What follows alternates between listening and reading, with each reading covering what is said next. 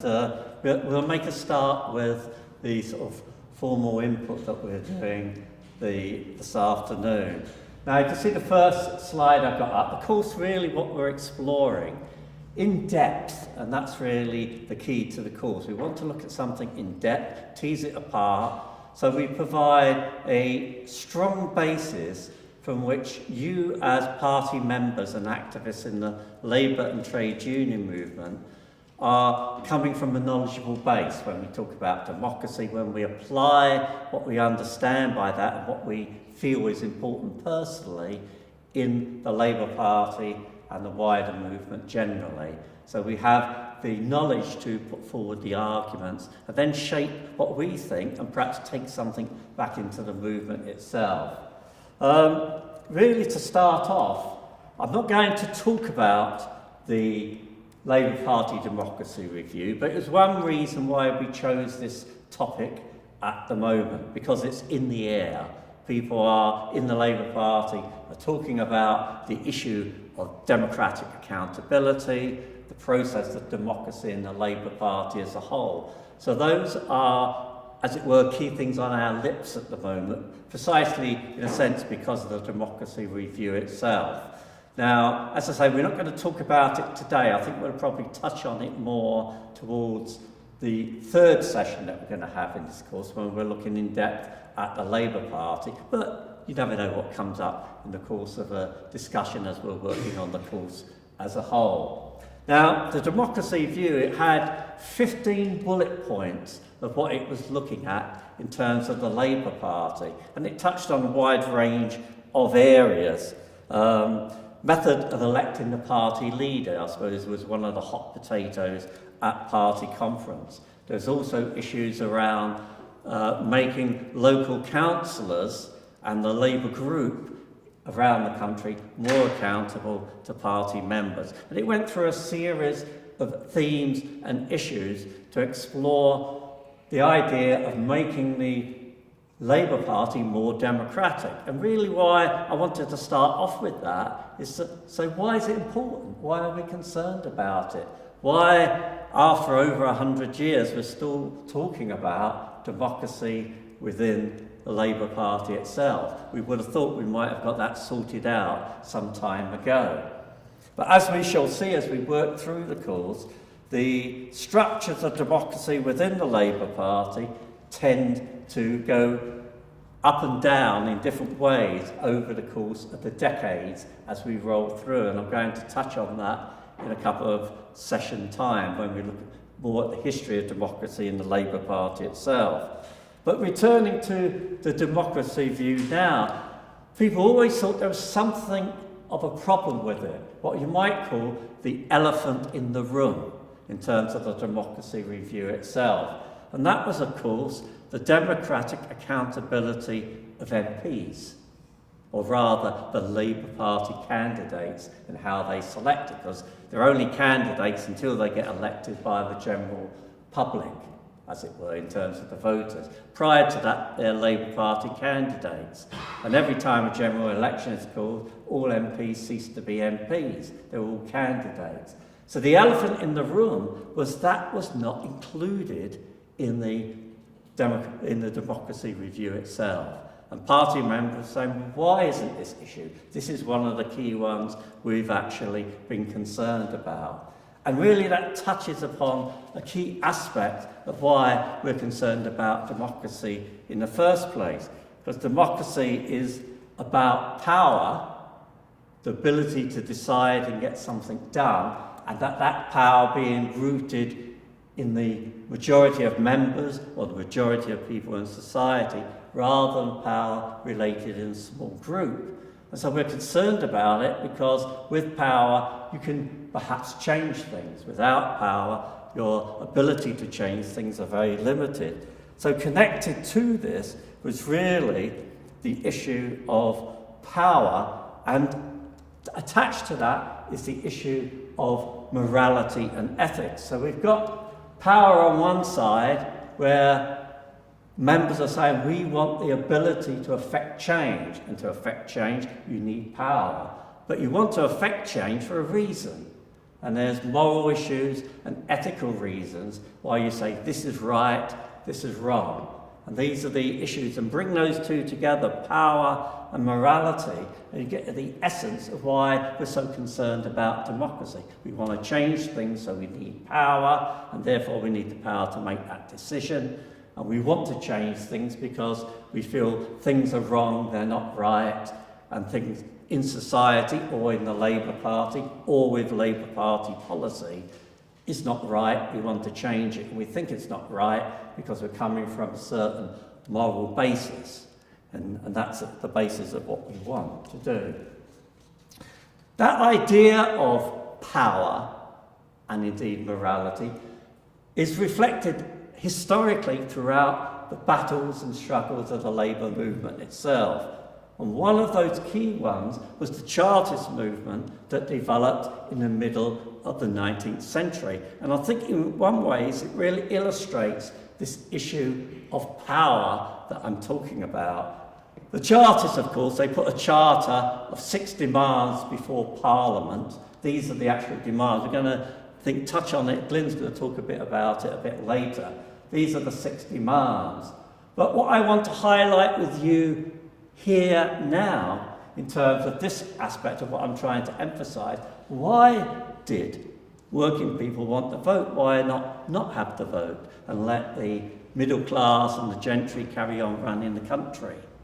The reason the Chartists, and we've got documentary evidence that talk about it, it wasn't just the moral reason of it's right that everyone should have the vote, but it was to give working class power to change the laws.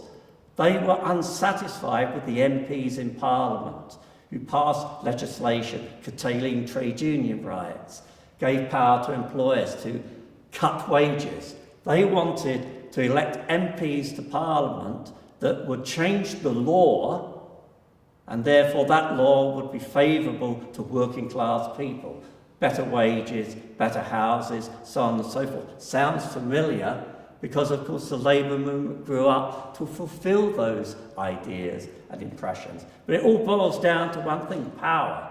Those Chartists wanted the vote so they could had the power to vote in their MPs that would represent their interests, so they could pass laws in favour of working people. And that, in essence, was the critical aspect of the Chartist movement itself. So that's the point I want you to think about. When we think about democracy, there's a reason we think it's a good thing. And that's because we want to try and change things. And we want to change things because there's reasons we think society is wrong, and we want to try and correct that. That's the core of it.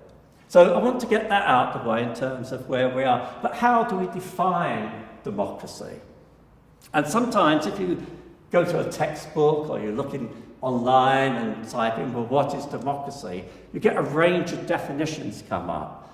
But most of these are largely, I believe, unsatisfactory.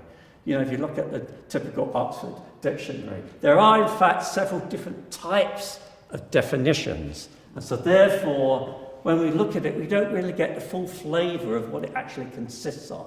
What's the real meat of democracy itself? The types we've got are what's called constitutional, substantial or social way of defining it, procedural, and the one I'm going to be focusing on, which in a sense combines the previous three, is technically called process-oriented. Merely it looks at the process that goes on.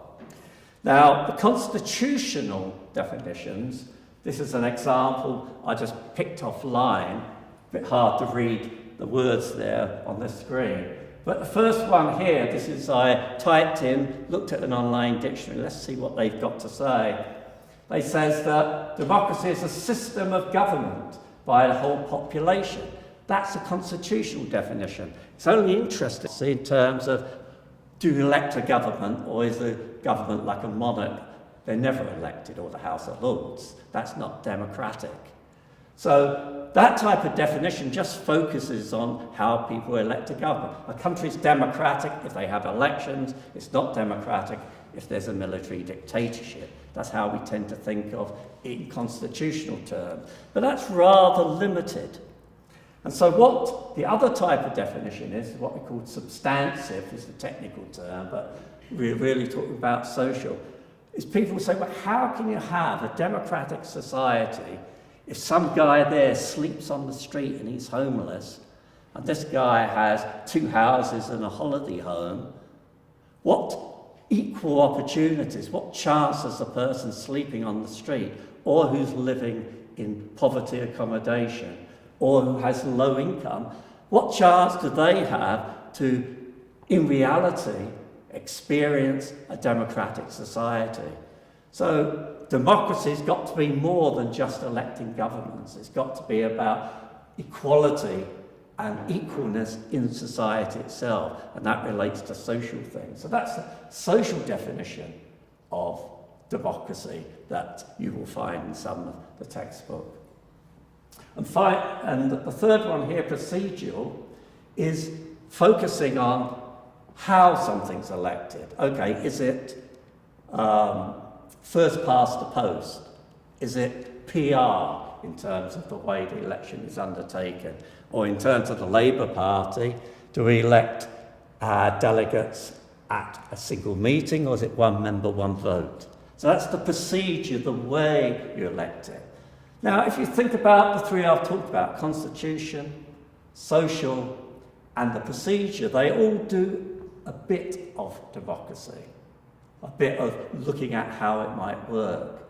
What the final one does, process orientate, says, well, let's combine all those together. If we're going to look at democracy, then it's got to have all those elements. We've got to know how we're going to elect a government, what method we're using, and is it social in society as a whole. And so it's those 3 together combined that we get in the process-oriented method. So this is the details of the process method, and it's using it, and there's 1, 2, 3, 4, 5, 6 elements here. Now, I'm going to talk about those in a minute, and this is what we're going to work on as a group. I'm not going to stand up here talking all the time.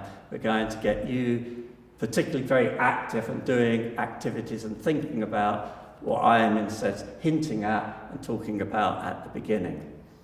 So the process definition of democracy contains these 6 elements to it. And I'll just go through them with you. And you'll see that the question we want to ask, and I would throw out to you to challenge, if we're going to say something is truly democratic, fully democratic, it should have these 6 elements within the process itself. If one of these elements is missing, there's a democratic deficit. We can make a judgment to, is it so bad we don't want to call it democratic anymore, or we just say it's defective in some particular way. So the first one, let's have a look at effective participation. Effectively, what this means is that the membership of an organisation, or the members of society, if we're talking about elections generally, should be able to effectively participate in the process of democracy itself. That is, they should be given equal opportunities to able to exercise a vote, exercise the process of democracy itself. If you're excluded from that by some barrier, for example, a good idea of that, for example, in America, some US states, particularly the Republican ones, they brought in legislation to make it harder to register to vote. You've got to sort of like go to a special office, bring your passport with you, and not many Americans have passports, they tend not to go abroad.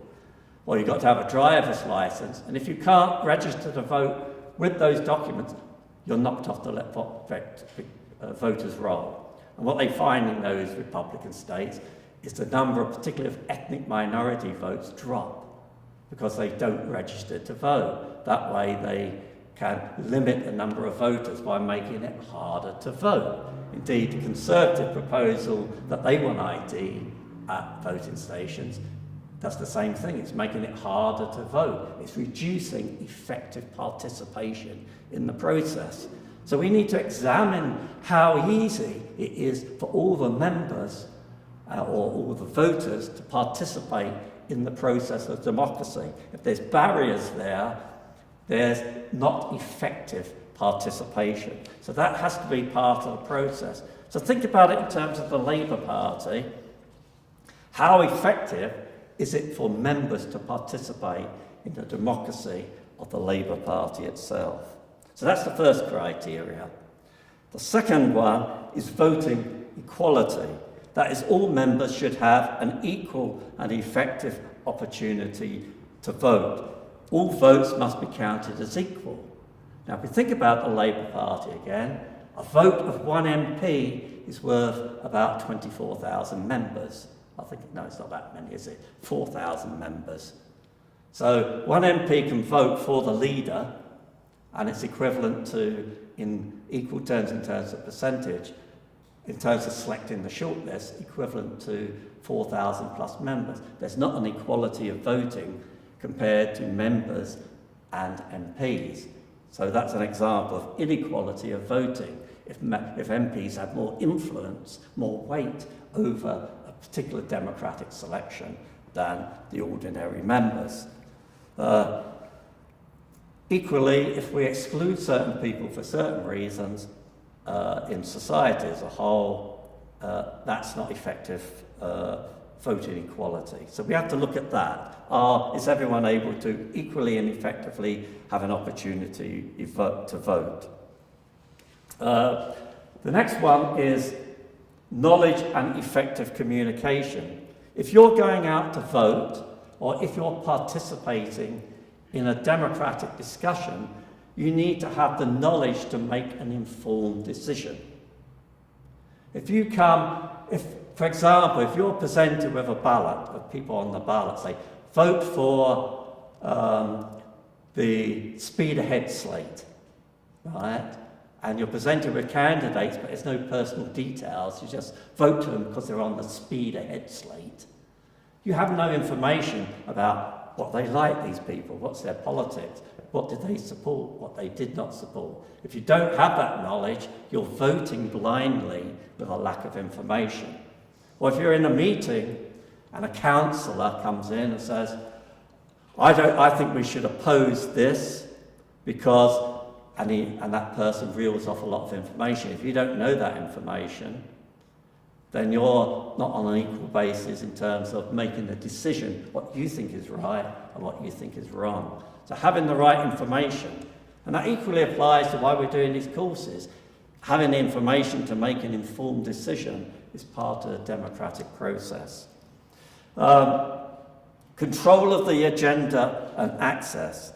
It's democratic if the members of an organisation have an exclusive opportunity to decide how and when they choose what is on the agenda to, in a sense, set the bill to how the discussion is going to take place. If someone else sets the agenda, like, for example, a regional office, if I use a Labour Party example, says, you must discuss this evening. We say, we don't want to discuss that, we want to discuss something else. You're not setting the agenda, and therefore, in a sense, it's like, okay, you can have a screwdriver if you want a red handle or the green handle. That's not a real choice. You say, actually, I want a chisel. I'm not going to tell you what I'm going to use the chisel for.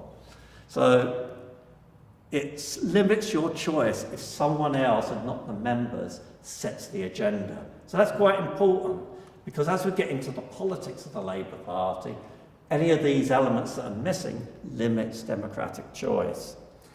And finally, the inclusion of adults. Who are we going to define as adults? Who's an adult? 21 years old, 18, 16, 14 years old? Where do we define the level of adults? But then, when we've made that definition, are all the adults included? And finally, accountability. And that really wraps up all the above. For all the above to be meaningful, then any representatives that's representing the outcome of the decisions you make should reflect that decision itself, either by saying that they will reflect it when they're elected, or there's a right of recall. That is, you could say, you're not doing what we like, and we think you're not our representative anymore, we want to change you. So the right of recall, or the right ability to change the representative that's supposed to be representing the rest of it. So there's accountability for the people making the decisions. So that, in a sense, is the nut of what I wanted to say today. And we're going to do an activity now, and what we want to do, as I say, we're very much keen to have you participating, you discussing, not being talked at from the front here. And so we're going to do two activities. One is, in a sense, introducing you to the idea of teasing out where these 6 elements might be applied, and we're going to look at a community case study where a local council has tried to involve the population. And then we're going to look at a document, in fact, that was produced under Ed Miliband about democratising the Labour Party, and tease that out looking at these criteria.